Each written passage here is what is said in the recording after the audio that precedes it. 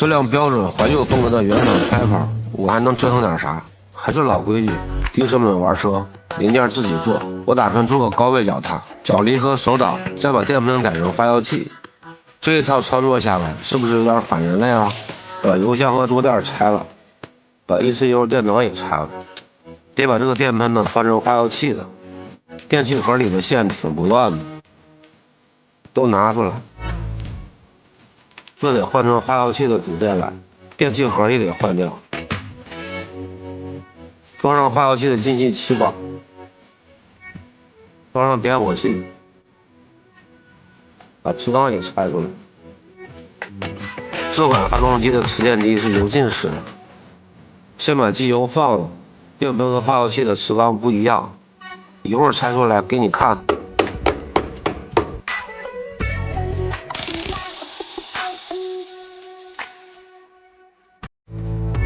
自己做了一個專用拉碼，為什麼不買一個呢？網上買到手裡的最快得2天，等不了。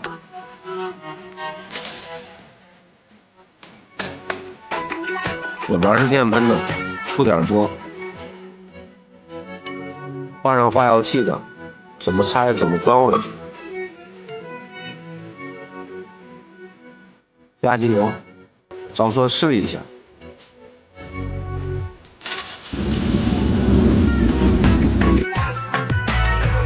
先不管它，能着車就行。換個電器盒，這個是成品，擰螺絲就行了。把原車的腳踏和剎車泵拆了，手做個中置高腳踏，不畫圖了太麻煩。把不锈鋼棒加熱，掰出弧度。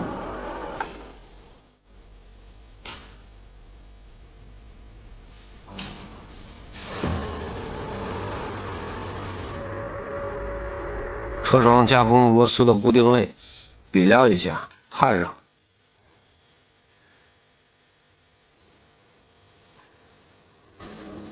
装在发動機的前固定和車架預留的孔洞上，作為腳踏的下固定支撐。這樣算是無損安裝吧。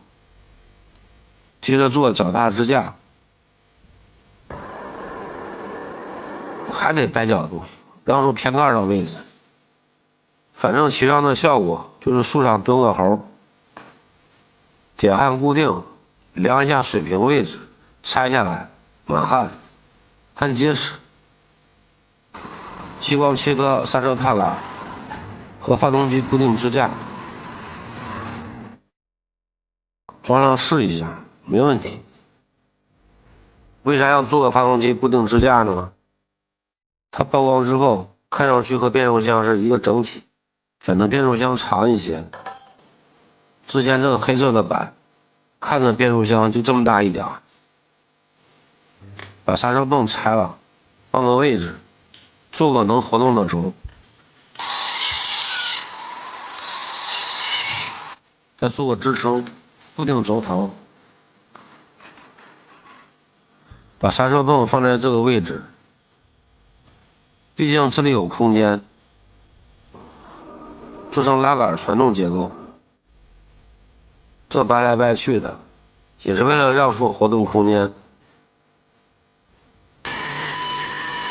再做2個拉臂，让它推動車泵，就是這麼個結構了。左邊給它做成腳離合手掛檔，焊個拉臂，直接拉離合線。這個拉臂和腳踏基本是相同長度。槓桿作用基本是沒有，不過腳踩應該問題不大，還是打磨曝光。裝上試一下，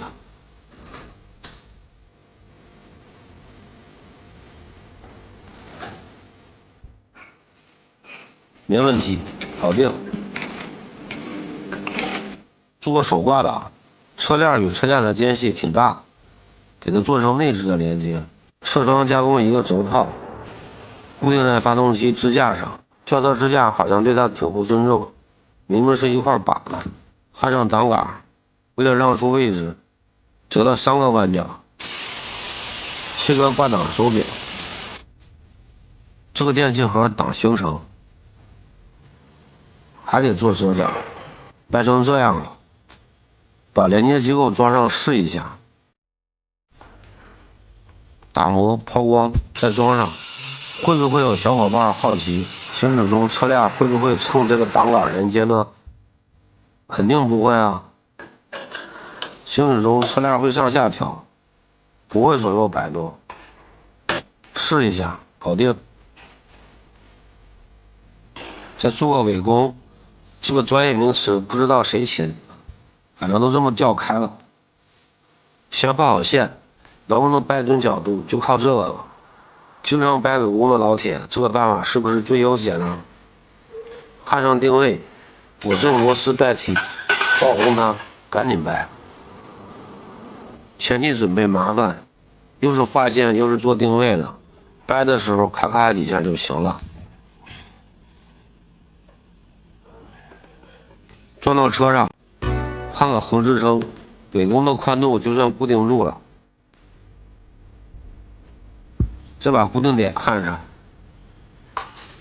拆下來全部碼焊一下，再裝上。得裝個尾燈，做個尾燈背板，按照尾燈的形狀割，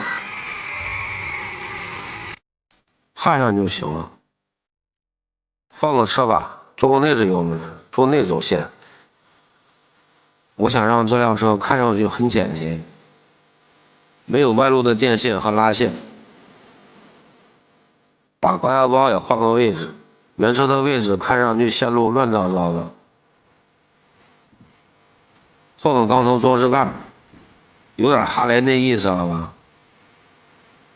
把高壓包裝在側邊，上面是集成的控制開關，隔個板蓋着點開關下面的線，焊上拋光一下。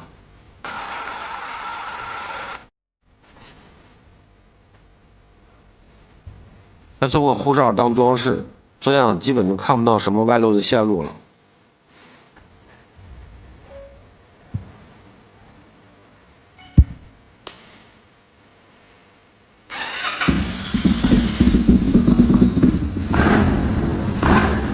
这個化油器得調一下，进氣量大，進油量少。配套的主噴孔都太小了，別的化油器上拆個主噴。噴油量應該可以了。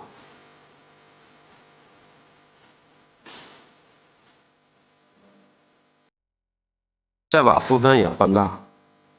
這個化油器不裝空濾了，進氣量肯定大了，得多補點油進去。把主料孔針閥往上提一個，讓它加大進油量。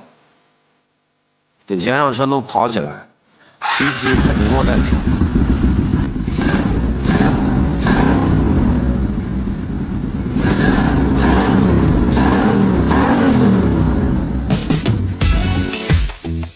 之前做这個腳踏，發現一個 bug， 固定點的距離太長了，會有一個軸向的力，使勁踩腳踏會有點晃動。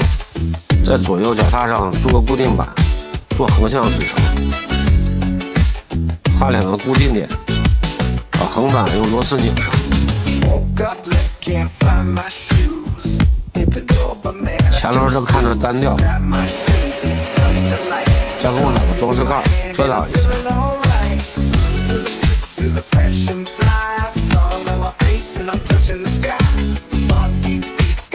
我覺得這個原車大燈的位置有點高了，降低點高度，換個大燈支架。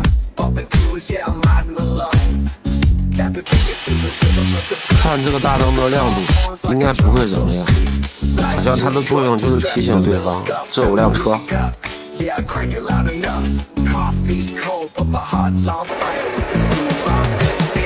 再加工兩個排氣的裝飾罩。原車這個排氣直管有點簡單，點綴一下。後泥瓦也有點長了，分下來一塊，再割個圓弧，裝個膠條，不噴漆了。為了這麼一塊再噴漆，有點不值當了。你們看，覺得怎麼樣